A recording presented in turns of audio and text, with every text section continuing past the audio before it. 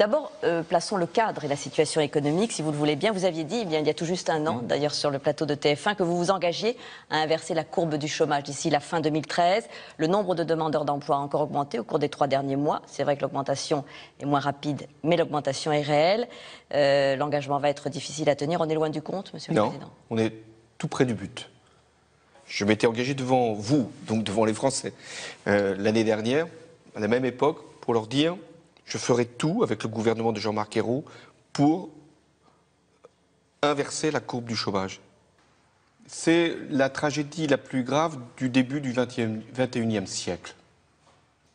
Et donc la première question, comme président de la République, que j'ai eu à régler, pas simplement autour de ma conscience, mais de l'idée que je me fais de la France et de ma responsabilité, c'est qu'une réaction était nécessaire. Nous avons donc menacé d'utiliser la force à travers des frappes. Je considère que c'est une étape importante, mais ce n'est pas le point d'arrivée. Vous savez que c'est très difficile. Très difficile. Donc ça mérite effectivement que nous y passions un certain nombre de temps pour... Beaucoup disent qu'il est presque illusoire de demander à la fois le recensement et puis la destruction de ces stocks. Après, il y a la destruction.